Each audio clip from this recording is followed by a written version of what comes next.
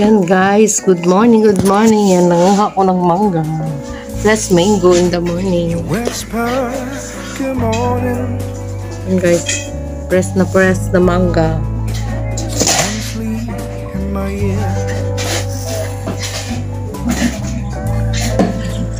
Coming back to you,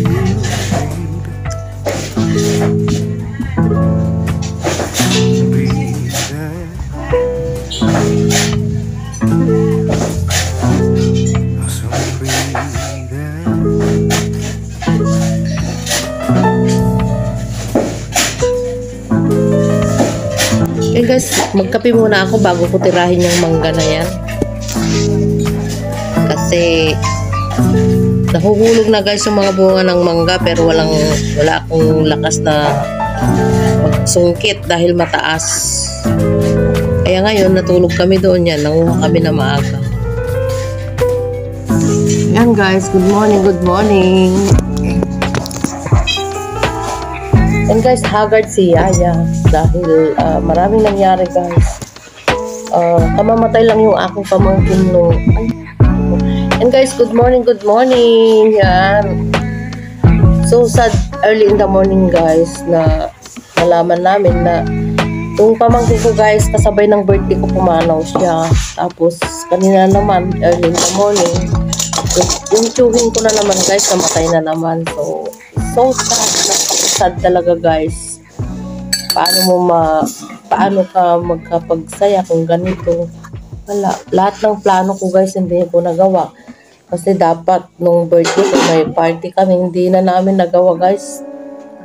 Kasi puro sad. Tapos ngayon ganun na naman. Hindi pa kami nakakapunta dun sa isa naming patay. Mayroon na naman. So wala. Hindi ko alam paano hati-hatiin ang sarili namin din para makikidamay sa kanila. Ito pa, ang dami ko pang worker na kailangan lutuan. Yung aking pamangkin, dadalhin ko pa sa ospital. Gusto ko, napapagod din yung katawan ko, kaya bumibigay na rin. Yung pa ako, halos hindi na makakanon sa gabi. Kaya itong bakasyon namin guys, para namang binagtak sila. Anyway, hindi naman siguro, talaga lang siguro na oras naman na nila yun. Kaya yan guys, dito na lang akong babawi guys sa mangga. Kasi guys, miss ko lang kumain nito guys, pero hindi ko magawa-gawa dahil sobrang busy kami. Yung asawa ko hindi man makapunta doon na manguha. Anyway, nasa harapan lang ng bukid namin. Pero naawa din ako, kaya pagka sabi niya, kukuha ako mamaya. Pagdating niya, wala na naman siya. Hindi ko na lang pinapagalitan din kasi pagod din siya guys. Di ko na lang din. Pero kagabi, natulog kami doon. Pagdating namin ng umaga, pagkatapos namin nagpakain ng baboy, ayun, kumuha na siya. So, ayan. I eat my mango later. Pagkatapos kong magkape, kakain kami. After that, kainin ko na. Kasi guys, alam nyo yung akin na nga yung pinya ko, GR. Yung pinya ko guys, ilang araw na yan dito. Hindi ko pa talaga nakakain dahil tamad akong magbalat. Tapos yung papaya ko guys, yan. See, look at my pinya. Yung papaya ko guys, nalungsot na lang dyan sa kwan. Wala talaga. Ewan. Wala mang kumain. Yan guys, kayaman ang aming lugar. Maraming pagkain. Pero kung tamad ka, wala talaga. Pinya ko. Ilang araw na itong napitas. Hindi ko pa nakakain. Punta naman si Diana dito. May higa lang dyan. Di rin naman kahit magpalat lang.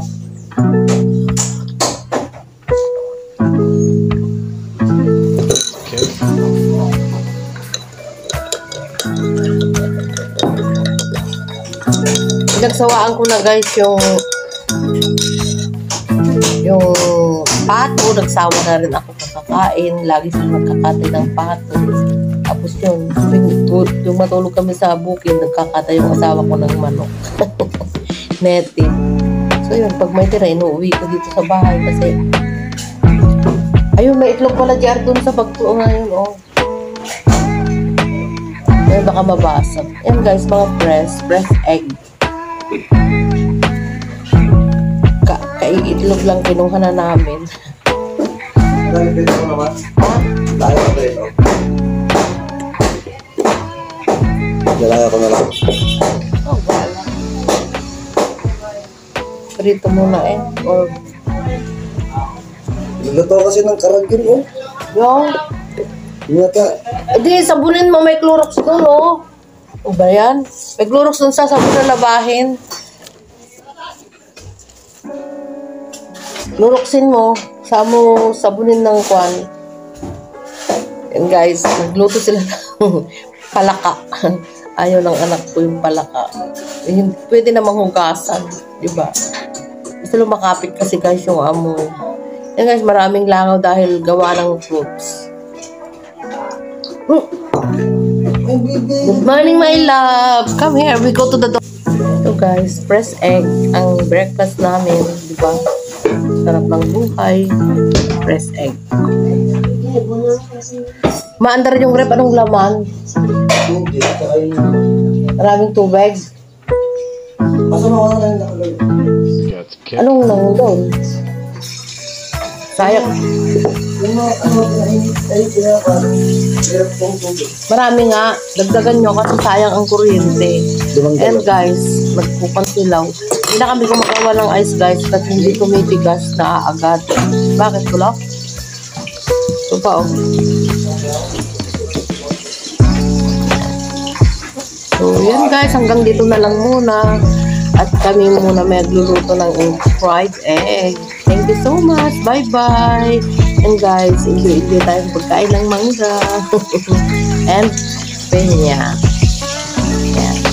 Okay, bye-bye. Thank you so much for watching. Bye.